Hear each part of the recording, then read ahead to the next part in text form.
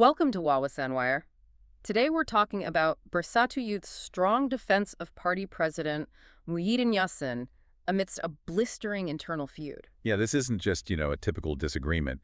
It feels more like full-blown political combat, and it's all happening out in the open within Parti Pribumi Bersatu Malaysia.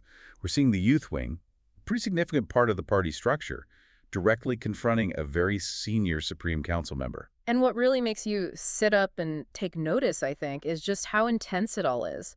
This isn't subtle hints or backroom maneuvering. It's really point-blank demands, ultimatums flying back and forth. For an opposition party trying to look united, well, this is hardly ideal. It's actually quite extraordinary, how much this public spat reveals about the real power dynamics inside the party. Normally, these kinds of grievances, they're handled behind closed doors, right? But when you see a top leader openly calling for the party president to resign, well, it tells you the internal channels must have completely broken down. Okay, right. Let's try and break this down then. The starting point, the trigger for all this, seems to be Dato Seri Saifuddin Abdullah, who's on the Supreme Council. He essentially threw down a public challenge to President Tan Sri Muhyiddin Yassin's authority. Exactly. Saifuddin's initial criticism, it zeroed in on leadership quality. He actually said Muhyiddin had lost his former leadership style. Now, that might sound a bit subjective, but the evidence he offered was quite specific, quite organizational. Yeah, it wasn't just about personality, was it? He was talking about how the party was functioning, or rather, not functioning. He specifically pointed to Muhyiddin not convening the Supreme Council meetings for, well, quite a long time. And in party terms, the Supreme Council is crucial. It's like the main decision-making body. For it not to meet, that suggests a big problem. A huge problem. It definitely signals perhaps a centralization of power, moving away from that core governing body. And because Saifuddin explicitly linked this administrative the lack of meetings to his critique about the lost leadership style, he was effectively questioning Muhyiddin's competence and maybe even his commitment to the party's own internal democratic processes. But he didn't just criticize, did he? This is where things really escalate. What was the demand he actually made? Well, he went straight for the political nuclear option, really. He explicitly called for Tan Sri Muhyiddin Yassin to step down as party chairman. Yeah. I mean, that's about as direct a challenge to the leader as you can possibly get. He wasn't asking for a policy tweak or, just for meetings to resume. He wanted the leader out immediately. Wow. Okay. And you'd expect a response to that kind of challenge. And it came, didn't it? The Parti Pribumi Bersatu Malaysia Youth Wing reacted very strongly, very quickly. But their response was interesting in what it focused on, or rather what it didn't. Absolutely. They performed a perfect political pivot, you could say. Their statement, which came via the Youth Wing's information chief, Haris, it just completely ignored the whole point about the Supreme Council meetings. Yeah. The focus shifted entirely. So by demanding Saifuddin quit the party if he lost confidence, are they basically trying to paint this whole thing as an issue of loyalty versus disloyalty, moving it away from any substance about party management? Precisely. That's exactly the move. They're essentially saying, look, the question isn't whether the president is doing his job properly. The question is, are you, Saifuddin, loyal? If you dare to criticize, you're out. It's a very, very effective tactic, unfortunately, for shutting down an internal debate because it makes any disagreement sound like treason, like defection. And then they took it even further, didn't they? It went beyond questioning loyalty to, well, attacking his character directly. That's another significant escalation in this public fight. Oh, the language got incredibly sharp, very deliberate. They accused him of acting out of malice. I mean, that implies genuine ill intent, wanting to cause harm. It's not just saying he's mistaken. It's saying his motives are bad, that he wants to damage the party for his own reasons. And they directly claimed his motivation was personal interest, not the party's good. The youth wing explicitly stated Saifuddin's aim was to destroy the stability of Bersatu. And when you start throwing around words like malice and personal interest, you're trying to completely destroy the challenger's credibility, right? The strategy seems to be, tell the party members, don't listen to his points about meetings. This guy is just trying to wreck things for himself. It neatly shifts the whole focus from a potential governance failure to a narrative of personal betrayal. Okay, now this next part, this is where it feels like things went into completely uncharted territory.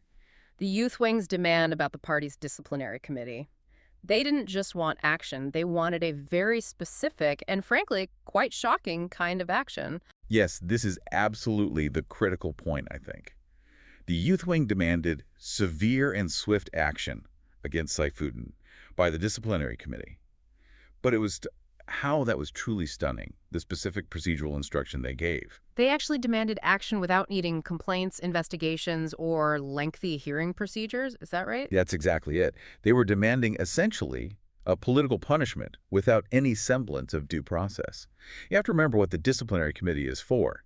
It's the party's internal justice system, meant to investigate fairly, hear evidence, uphold the party rules. For the youth wing to demand they skip the investigation, skip the hearings, well, it's asking the leadership to just ignore the rule book and deliver a verdict based purely on loyalty. Wait a second. That sounds incredibly, autocratic. If a senior leader, a Supreme Council member, can potentially be kicked out just like that summarily for raising what seems like a legitimate governance issue, what does that tell you about the state of internal democracy within Parti Pribumi Bersatu Malaysia right now? It sends a massive signal, doesn't it? It suggests that questioning the president, even on something procedural like meeting schedules, is now viewed as such a threat that it requires immediate elimination, bypassing normal procedures. It sets a really quite frightening precedent, I think. It says dissent won't be managed or debated, it'll just be stamped out. Yo. Power consolidation over internal checks and balances. It must send a very clear, maybe even chilling message throughout the party, wouldn't you think? If someone at the Supreme Council level faces this, imagine how a lower-ranking member might feel about speaking up. And that message was definitely broadened out. The youth wing followed up with a general warning to all members, basically saying no individual, no matter how senior, is bigger than the party. It's an attempt to rally everyone around the idea of absolute unity, absolute discipline, sticking to the manifesto and the hierarchy, no questions asked. A call for complete alignment. But if we look beyond the internal party drama, connecting this to the wider Malaysian political scene, these internal fights have external consequences, right? Oh, absolutely. Parti Pribumi Bersatu Malaysia is a major player in the opposition coalition. So when a key party shows this kind of public instability, senior figures calling for resignations, youth wings demanding expulsions without hearings, what kind of message does that send to voters? If they seem unable to manage their own house, voters might question their ability to manage the country. Even the perception of instability can affect things, maybe even market sentiment, the ringgit. Yeah, it just looks messy. Voters are seeing opposition figures battling each other very publicly instead of presenting a united front against the government. Which leads to an interesting question, maybe for you listening. You have these two core accusations flying around. On one hand, Saifuddin's claim of a lost leadership style backed by the failure to hold meetings, essentially a claim of poor governance. On the other, the youth wing's counterclaim that Saifuddin is acting out of malice and personal interest to destroy the party.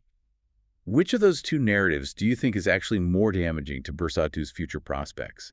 Is it the idea of ineffective leadership or the idea of an internal culture that crushes dissent so harshly? It's definitely a situation that's far from over within Parti Pribumi Bersatu Malaysia. You've got this standoff. A senior leader says the president failed in his duties and should go, and the youth wing hits back, demanding the critic be expelled immediately, no questions asked. The implications for how the party operates internally seem huge. And ultimately, the spotlight now turns to Tan Sri Muhyiddin Yassin himself. His next move is critical. Will he take the swift, decisive, perhaps autocratic action the youth wing wants? Or will he allow for a more measured, procedural approach, even for a critic? Whichever path he chooses, it's likely to set a new standard for discipline and debate within Bersatu, and that choice will surely ripple outwards, affecting how their coalition partners and the public perceive them. Remember to like and subscribe for more videos like this.